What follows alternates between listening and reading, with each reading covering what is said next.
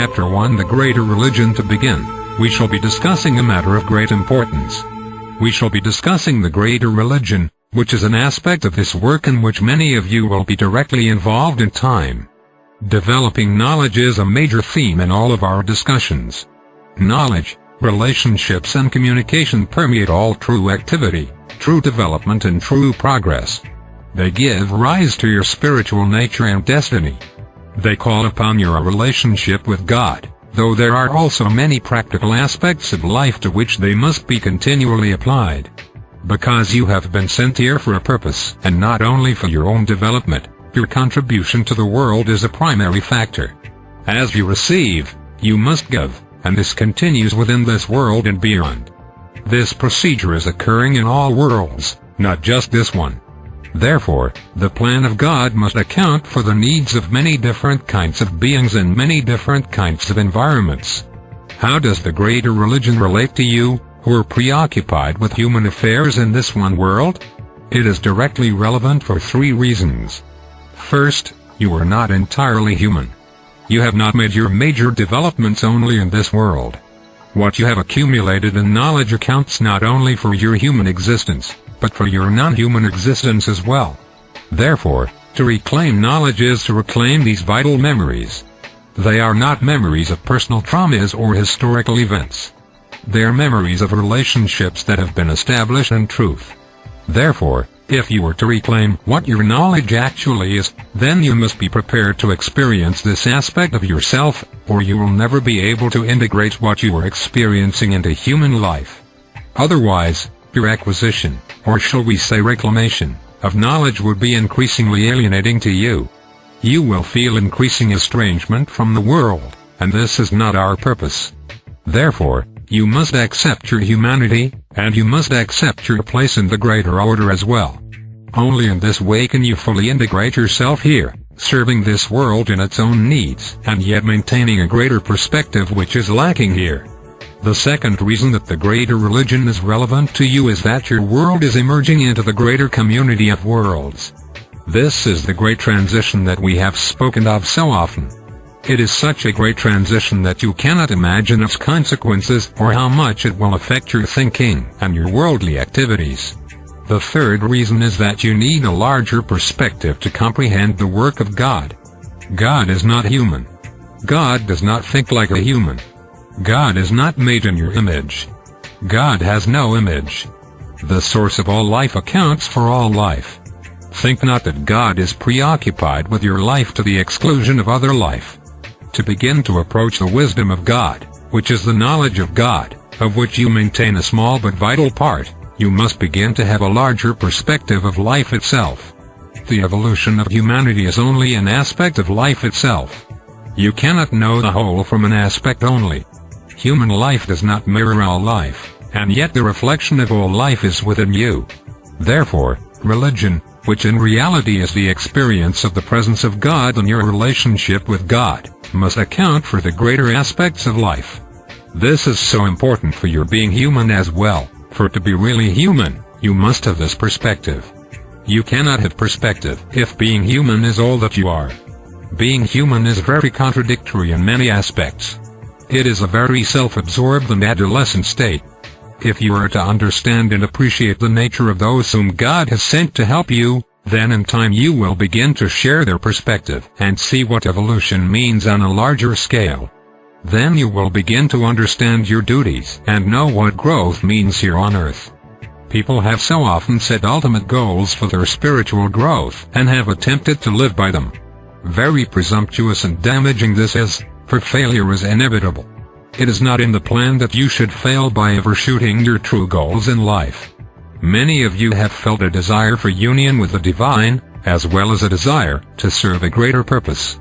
This is commendable, of course, yet if you wish to serve a greater purpose and experience a greater source, then you must learn what this means. You cannot define the way. People attempt perfection because they are convinced of error, but they do not know perfection. You cannot know perfection from error. You can only know error. Perfection is not erasing error. It is gaining wisdom, compassion, ability, capacity and love. Stamping out error does not produce perfection. If you could see evolution on a larger scale, you would most certainly adjust your expectations of yourself. Upon leaving this life, those few individuals who attain seeming perfection find themselves at a new beginning. Yet they need not be here any longer. Instead of transcending their humanity, they must now encounter the identities of the universe. For this they will need great assistance and exposure. Their destiny and their way are not your concern. Your concern is your immediate life, your ability to make decisions and to act upon them, your ability to be discerning, and your sense of purpose and identity. People often ask, why do I need teachers? The answer is very simple. It is because you do not know anything. Yes, you believe many things, but your knowledge is only a small light. You believe that by perfecting your personality or body you will attain great heights, yet we assure you, you will attain great frustration. A perfect personality may have no more knowledge than an imperfect one. Indeed, your great teachers in the world have been very notorious not perfect personalities. That is not the emphasis, though there are adjustments to make in your behavior and thinking, of course. Perfecting your behavior to meet your standards is not the path of knowledge. Knowledge is not ideas. It is experience. It is relationship. It is God. God is relationship. It is the attraction between like and like, between the same and the same. That is God in a practical definition. So, here we have this idea of the greater religion. Why is it greater? Greater does not mean better. It is only greater because it accounts for a larger reality. You must understand the evolution of life, not just the evolution of people. You cannot understand this intellectually, for it is far too vast and inclusive, but you can experience it, and you can know what it means in your daily life. Human beings are not sent here to achieve ultimate reality. That is not your purpose. Your purpose in being here is to complete being here. Do you think that you can go from earth to heaven and miss all the steps in between? Hopefully, if your progress is true, you will expand your capacity and embrace a larger experience of life, so much larger that being human would be too confining. Why? Because you will be involved in too many relationships. Your world is about to outgrow its fascination with itself, a necessary stage of maturation. Therefore, a greater experience of religion, or shall we say a religion of many worlds, is appropriate. It is appropriate not only for a greater perspective. It is also appropriate to understand those beings you will be meeting from the greater community. They do not think like you necessarily. Not all of them are friendly. You are as strange to them as they are to you. You must see them with knowledge. This is the perspective. I said earlier that people need teachers because they do not know anything.